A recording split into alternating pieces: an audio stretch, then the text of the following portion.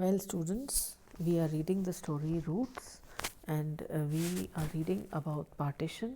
Ismat Chugtai, the authoress here, the writer, has written a beautiful story, a very meaningful story about the time of partition, how the partition affected the friendship, the camaraderie, the fellowship of two families, one Hindu and the other Muslim.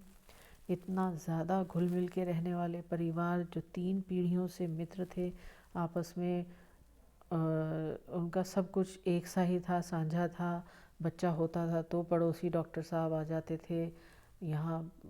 अगर इधर कोई बच्चा बीमार होता था तो doctor साहब को ही निमंत्रण भेजा जाता था, वो फ़ीस के बदले में भोजन करके चले जाया करते थे। और 2 अलग धर्मों के होने के बावजूद उनमें जो एकता थी, जो प्रेम था, वो पार्टीशन के दर्द के कारण कैसे विभाजित होने लगा। विभाजन सिर्फ ज़मीन का नहीं, दिलों का भी हुआ। वही सब चीज़ें हम पढ़ रहे हैं इस कहानी में। और इसमत चुगताई ने बड़े ही खूबसूरत ढंग से इमोशनली ये जो भावनाएं जो थी, जो गुज़र रही थी उनके दिल में, कि कभी लगाव होता था और कभी दुराव होता था।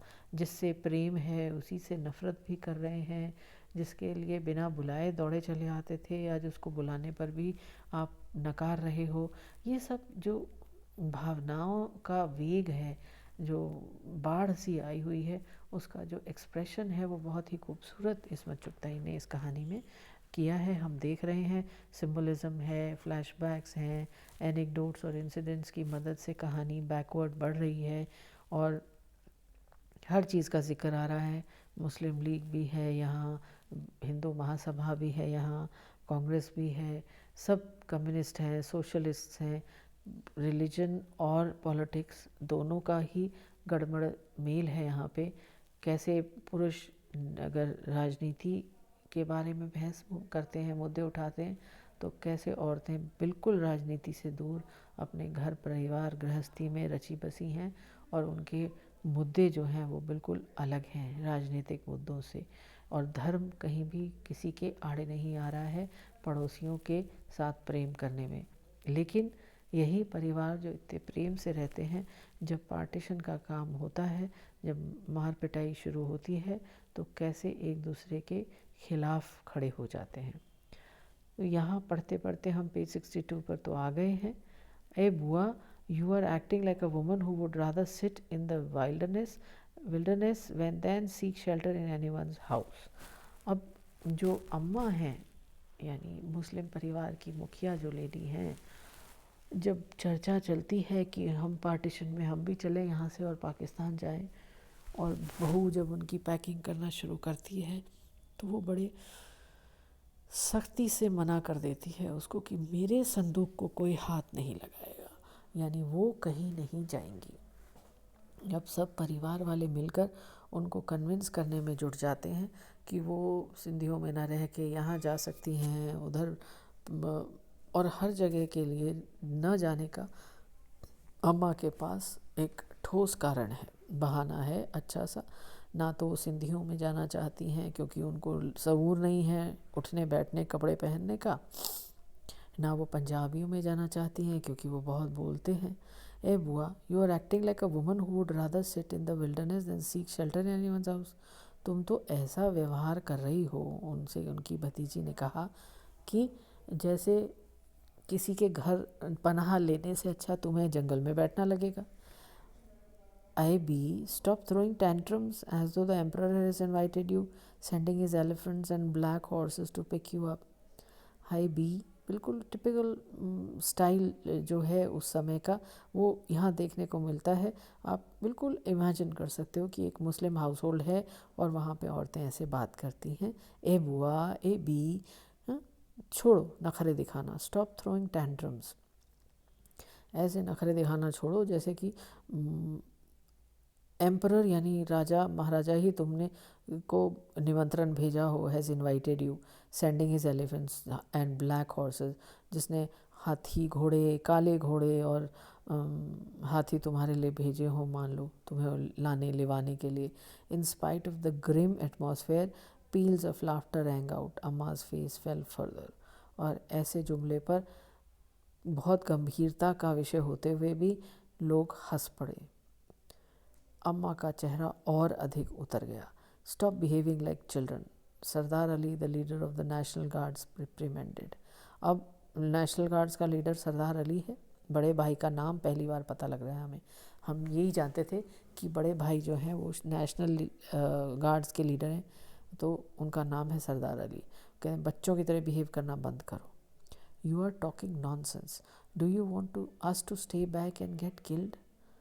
और उसने अपनी माँ से यही कहा, तुम क्या बकवास कर रही हो, क्या तुम चाहते हो कि हम सब यहाँ रुकें और मारे जाएं?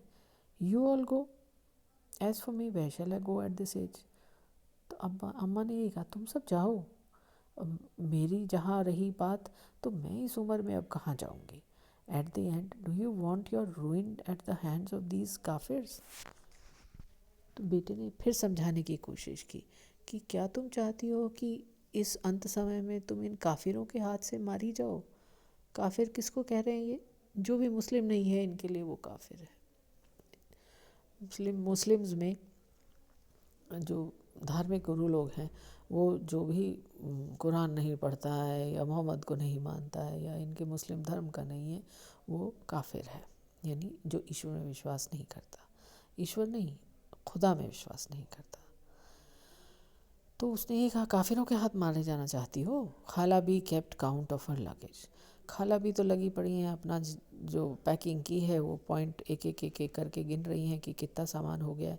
Along with gold and silver she also stuffed bone powder, dry fenugreek and multani mitti in bundles. और पैकिंग ऐसे हो रही है जैसे बहुत फुर्सत से, तसल्ली से, पता नहीं कहाँ जाना है। बोन पाउडर भी भरा जा रहा है, ड्राई फेनुग्रीक, फेनुग्रीक सौंफ को कहते हैं, उसको भी सुखा लिया है, भर लिया है, एंड मुल्तानी मिट्टी भी डाल ली है। ये सब के बंडल बना लिए हैं उन्होंने। She was taking them along with such care as though the sterling reserves in Pakistani banks would fall without them। और वो इतने ध्यान से एक एक चीज़ को ऐसे बांध कर सहेज कर पैक कर रही हैं जैसे कि पाकिस्तान के जो बैंक हैं उनके जो स्टर्लिंग रिजर्व यानी सोना चांदी जो बैंकों में रहता है वो गिर जाएगा अगर ये सामान ना पहुंचा तो वहाँ। Getting angry, बड़े भाई threw away these bundles 3 times, but she screamed so loudly it was as if Pakistan would become poor without this wealth। बड़े भाई गुस्सा होते रहे, ये क्या बांधना बूंदना लगा रखा है, और वो 3 बार उठा उठा के उनके बंडलों को फेंक देते। वो फिर अपना सामान सजेज ली थी और उन्होंने इतनी ज़ोर की फिर हंगामा मचाया जब तीसरी बार फेंका जैसे पाकिस्तान जो है वो गरीब हो जाएगा इस दौलत के बिना। Eventually one had to take out the cotton from the mattresses soaked with children's urine and pack them in bundles। अंततः इन लोगों ने वो गद्दों में से रुई तक निकाल ली। और वो रुई कैसे गद्दों में से निकाली? जिन गद्दों पर बच्चे सोते थे और पेशाब भी कर देते थे, इस रुई को भी निकाल कर बंडल्स में बांध लिया गया। Utensils were stuffed into gunny bags, कट्टों में बर्तन भर लिए गए। Beds dismantled and their legs tied together with rope, बिस्तर जो थे उनको अलग अलग कर लिया, पाए जो थे वो रस्सी से बांध लिए गए। Right before our eyes the well equipped house slowly turned into misshapen bundles and boxes. और हमारी आँखों के सामने देखते देखते ही एक भरा पूरा घर, बसा बसाया घर जो है वो अलग अलग शेप और साइज़ के बंडलों और बॉक्सेस में बंद कर रह गया। Now the luggage seem to have grown legs and dance through the house. और अब ऐसा लग रहा है कि इस लगेज के पैर उगाए हैं और वो पूरे घर में घूमता फिर रहा है, नाचता फिर रहा है। अम्मा's trunk however rested immobile। अगर कोई लगेज है जो कहीं हिलडुल नहीं रहा है, शांत बैठा है, वो है अम्मा का संदूक। सब अपना सामान कोई इधर रख रहा है, कोई उधर रख रहा है, यहाँ वहाँ कर रहा है, कोई यहाँ से सामान डाल रहा है, वहाँ डाल रहा है, भगदड़ मची हुई है, खलबली मची हुई है, लेकिन अम्मा का संदूक बिल्कुल शांत एक कोने में पड़ा है। If you have decided to die here, no one can stop you। भाई साहब सेड फाइनली, और सब समझा के जब हार गए तो अंत में भाई साहब ने कहा, भाई अगर अब आपने माँ तय ही कर लिया है कि यहीं आप रहोगी और यहीं मरोगी, तो अब कोई क्या कर सकता है, कौन आपको रोक सकता है। And my simple innocent looking Amma stared at the sky with her wandering eyes as though asking herself, who would kill me, who could kill me, when। और मेरी भोली भाली अम्मा, बहुत मासूम सी दिखने वाली मेरी अम्मा, आसमान को ऐसे घूरती थी जैसे सोच रही हूँ कि मुझको कौन मारेगा, कब मारेगा। Amma has become senile, she is not all there, Manjhle Bhai whispered. और जब अम्मा ऐसा बिहेव करती तो मंजले भैया धीरे से बड़बड़ाते, अम्मा जो है ना सठिया गई हैं, अब वो पूरी नहीं है यहाँ पर, यानी दिमाग जो है उनका फिर गया है। What does she know how the Kafirs have tortured innocents? At least life and property will be safe if we have a land of our own. थी इनको पता ही क्या है कि काफिर कैसे टॉर्चर करते हैं मासूम लोगों को, इन्हें नहीं पता, इन्होंने कुछ देखा नहीं है अभी। कम से कम ज़िंदगी और जायदाद सेफ तो रहेगी अगर हम अपनी ज़मीन पर पहुंच गए। If we have a land of our own, अपना ज़मीन हो तो। If my taciturn Amma had had a sharp tongue, she would have retorted, what is this strange bird called our land? Tell me, where's that land? This is the place where one was born, one grew up in body and mind. और यदि मेरी उस मासूम बेज़ुबान अम्मा के मुंह में ज़ुबान होती, एक तेज़ तर्रार ज़ुबान होती, तो शायद इस समय वो ज़रूर पलट कर पूछती कि ये कौन सी चिड़िया का नाम है। योर लैंड, तुम्हारी ज़मीन। कौन सी होती है वो ज़मीन जो हमारी होती है। Tell me where is that land, कहाँ है ऐसा लैंड, कहाँ है ऐसी ज़मीन जो सिर्फ तुम्हारी हो। This is the place where one was born, यहीं पर तुम पैदा हुए, यहाँ पैदा हुए, यहीं पर बड़े हुए, यहीं तुम्हारा शरीर बना, यहीं तुम्हारा मन बना।